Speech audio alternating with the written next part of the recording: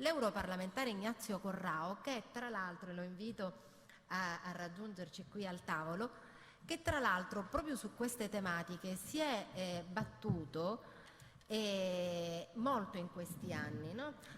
Fra l'altro al grido di Amunì sostanzialmente è diventato come dire, il grido di battaglia, e anche perché proprio in Europa il siciliano viene vista come una lingua estremamente vulnerabile, e probabilmente anche per tutti i motivi che ha citato la Torre, anche il fatto che da noi viene considerata quella delle classi povere, quelle dei meno abbienti, non è elegante, viene visto in modo rozzo.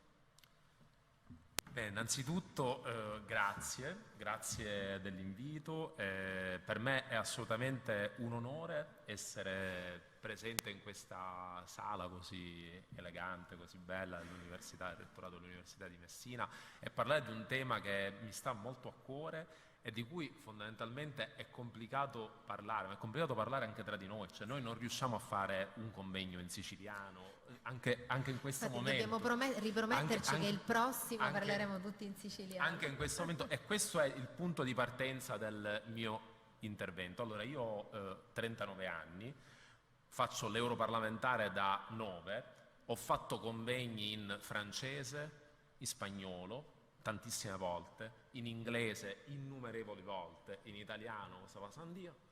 Non sono mai riuscito in 39 anni di vita a fare un incontro in siciliano, eppure in Inghilterra ci ho vissuto un anno, in Spagna ci ho vissuto un anno, in Francia non ci ho mai vissuto, al massimo vivo occasionalmente in Belgio, in Sicilia ci ho vissuto gran parte della mia vita e non si riesce ad utilizzare quella che dovrebbe essere la nostra lingua madre come elemento basico di comunicazione. Il lavoro che attraverso le slide ha presentato il dottor Latorre precedentemente faceva una panoramica molto molto ben fatta e molto interessante di tutta una serie di ragioni su cui si potrebbe andare a snocciolare. Io ho una questione che poi mi riguarda anche molto, che mi riguarda personalmente, perché mia mamma è Arbresh, quindi lei, dentro casa mia c'è la comunità linguistica protetta, mia madre fa parte della comunità albanese italiana, lei è nata in uno dei comuni Arbresh della provincia di Cosenza, quindi in Calabria,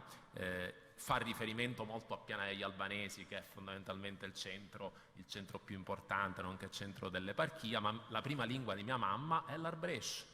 Quando lei è stanca, quando parla Arbresh con sua sorella, con i parenti, è la sua prima lingua, poi ovviamente utilizza l'italiano, ma la prima lingua è quella.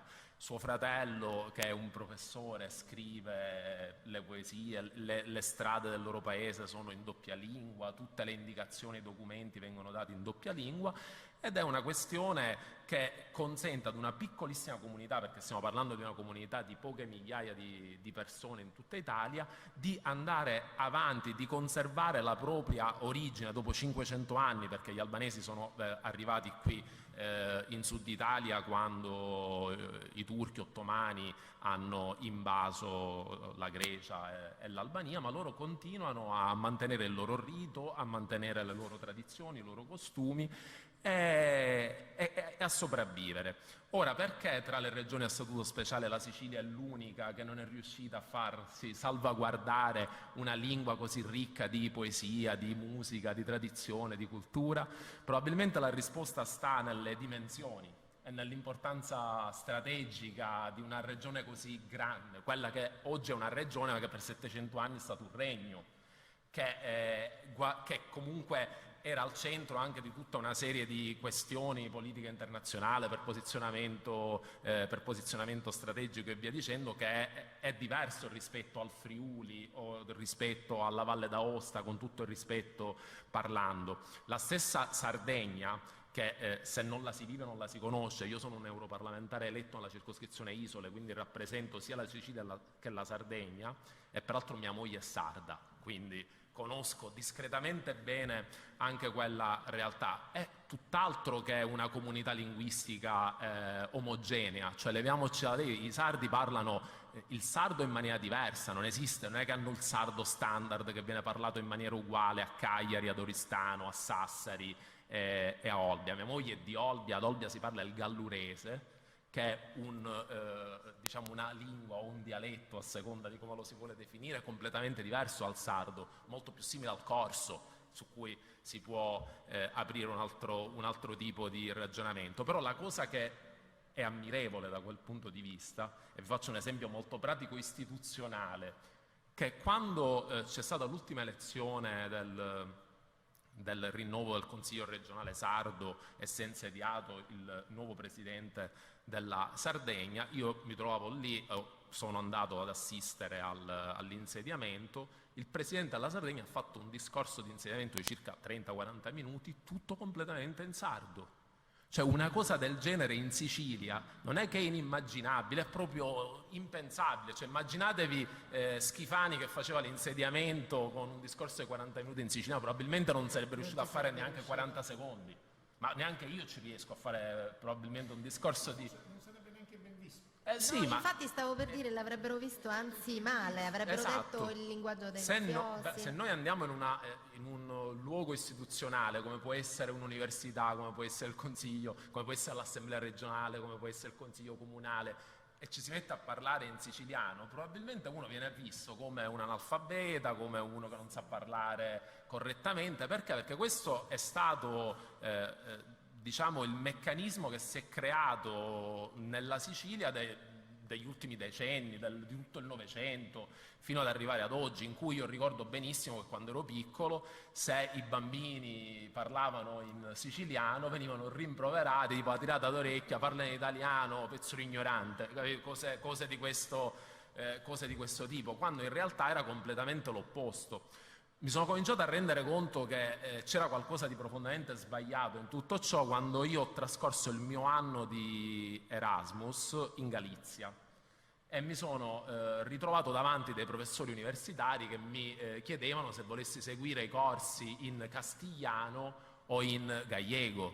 Qui c'era l'opzione e i colleghi di università galiziani seguivano tutti i corsi in gallego e davano tutti gli esami nella loro prima lingua, nella loro lingua madre, nonostante parlassero tutti tranquillamente il castigliano. Poi ovviamente in Parlamento europeo e nelle istituzioni europee l'impatto di alcune lingue, di alcune regioni è molto presente. Io ad esempio come colleghi dello stesso gruppo, nel mio stesso gruppo parlamentare, ci sono sia i catalani che i corsi che fanno un grande lavoro, hanno delle condizioni di base che provengono dal loro Stato, perché soprattutto in Spagna la tutela delle lingue è ad un livello completamente diverso anche rispetto alla Francia e senza paragone rispetto all'Italia.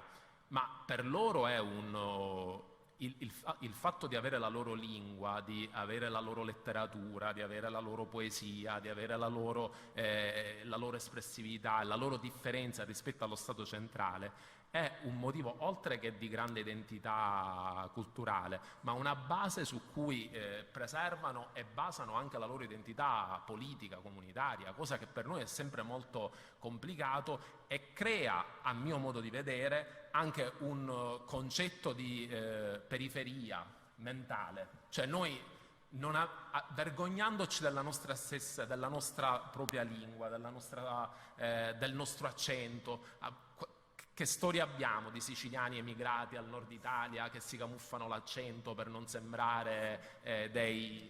A volte ti dicono, non sembra che sei siciliano. Sì, è come se ti stessero facendo un complimento. Come se ti stessero facendo un complimento. Io, ripeto, essendo cresciuto in una famiglia in cui mio padre è siciliano, quindi mio padre mi parlava in dialetto, mia nonna in dialetto, in siciliano, mentre mia madre ovviamente non lo parla, essendo calabrese Arbresce, quindi per me la lingua prima è stato l'italiano. Però mi ricordo benissimo che miei amici, bambini, che comunque parlavano principalmente sempre il siciliano, venivano sistematicamente rimproverati, quando in realtà quello era un elemento di ricchezza. Secondo me c'è diciamo gli eventi dell'ultimo secolo e soprattutto lo stigma negativo generato dalla mafia ha fatto molto per rafforzare questa spinta verso l'uccisione della lingua siciliana. Cioè, se il siciliano è considerato dall'UNESCO, che comunque è un'agenzia delle Nazioni Unite che ha sede a Parigi, ed è considerato come una lingua vulnerabile. Vulnerabile vuol dire che se non si mettono in campo determinate azioni, che in questo momento esistono soltanto grazie alla buona volontà di persone come lei, signora, che fa quel lavoro straordinario di traduzione, grazie a voi, le associazioni, ma sono tutte isole di persone di buona volontà. Dal punto di vista istituzionale, dal punto di vista strutturale, c'è poco o niente. Allora, se adesso noi non ci impegniamo un po' tutti per cercare di dare seguito a quella legge regionale, a quella delibera, su cui sto cercando anche io di invitare un po' tutti al tavolo per velocizzare, il rischio, come ci dice la stessa Agenzia delle Nazioni Unite, è che quella lingua rischi di andare verso la scomparsa. È una lingua che si è già impoverita, perché è evidente che le persone che hanno qualche anno in più e che hanno parlato il siciliano in un determinato modo, hanno un lessico, una quantità di vocaboli che nelle nuove generazioni sono scomparse o comunque sono difficili da rintracciare.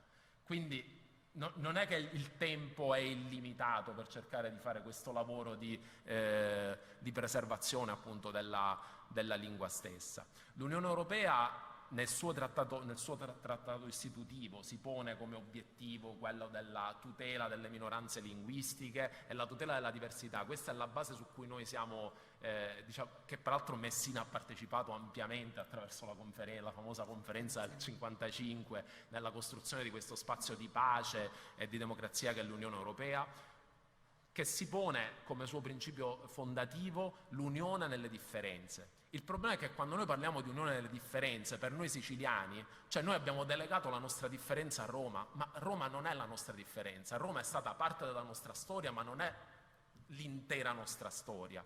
E soprattutto dall'unità d'Italia in avanti è un ultimo passo di una storia che in Sicilia è iniziata parecchi secoli prima e che si porta dietro un patrimonio che è straordinariamente gigantesco.